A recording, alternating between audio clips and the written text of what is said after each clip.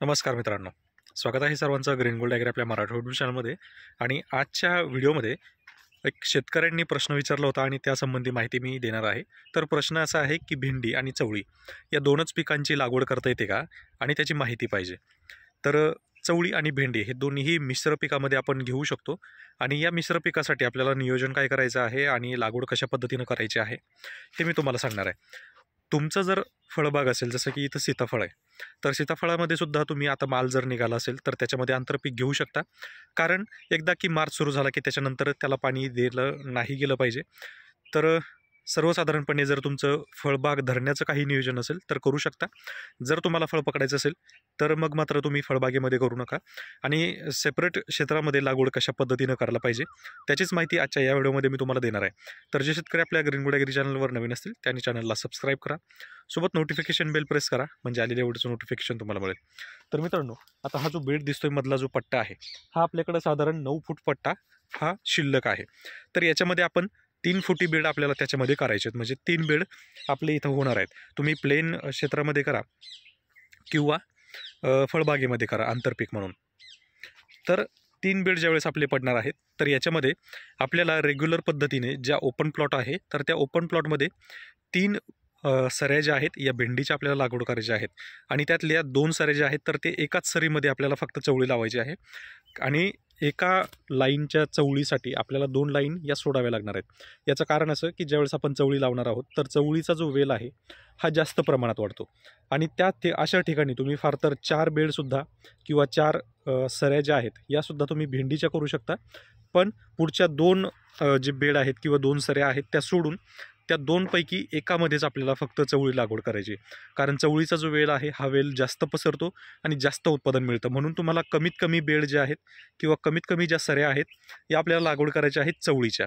कारण चवळीला साधारणतः जर 5 गुंठे क्षेत्राएवढी जरी चवळी लागवड केलेली असेल तरी तुम्हाला कमीत कमी 20-25 किलो रोजचा तोडा हा मिळतो. म्हणजे एवढी जास्त चवळी आपल्याला मिळते. त्याच्यासाठी आपल्याला करायचं आहे काय की भेंडीचं जे प्रमाण आहे या सऱ्यांचं प्रमाण हे आपल्याला जास्त ठेवायचं आहे आणि चवळीचं जे प्रमाण आहे हे आपल्याला कमी ठेवायचं आहे.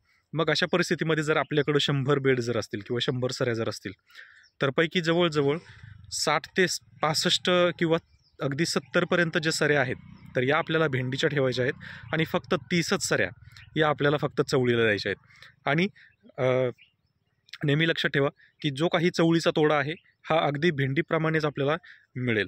त्यासाठी आपल्याला कमीत कमी प्रमाण जे आहे हे चवळीचं ठेवायचं आणि जास्तीत जास्त प्रमाण हे आपल्याला भेंडीचं ठेवायचं आहे. भेंडीचं बियाणं जर निवडायचं म्हटलं तर भेंडीमध्ये शक्यतो मी सजेस्ट करेल की ॲडव्हान्टाची राधिका हीच करा किंवा मग ॲडव्हान्टामध्ये अजून 2-3 वाण मिळतात किंवा त्यानंतर मग कायरा आहे किंवा निर्मल सीड्सची ज्युली आहे.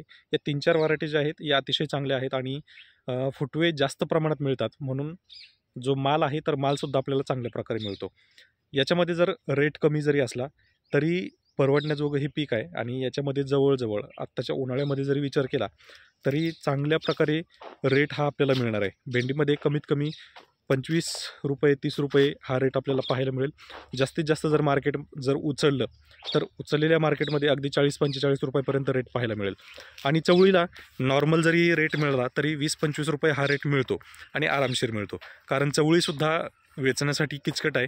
किचकट आहे म्हणण्यापेक्षा क्वांटिटी जास्त मिळते आणि म्हणून शक्यतो शेतकरी याकडं कानाडोळा करतात. कारण 10 गुंठे जरी लागवड केली चवळीची तरीसुद्धा ती वेचता किंवा तो तोडता कंटाळा येतो, एवढी शेंग लागते. म्हणून जर तुमचा विचार असेल की भेंडीसोबत आपल्याला चवळी पण करायची तर निश्चित तुमचा विचार जो आहे अतिशय परफेक्ट आहे आणि चांगला आहे. फक्त याच्यामध्ये तुम्हाला लेबर थोडंसं जास्त लागणार आहे.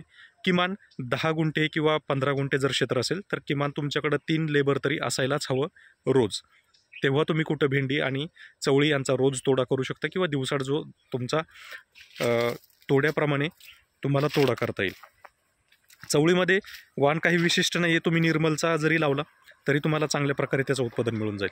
तर मित्रांनो, नक्की कळवा हा व्हिडिओ तुम्हाला कसा वाटला. व्हिडिओ जर आवडला असेल तर व्हिडिओला लाईक करा, चॅनलला सबस्क्राईब करा. धन्यवाद.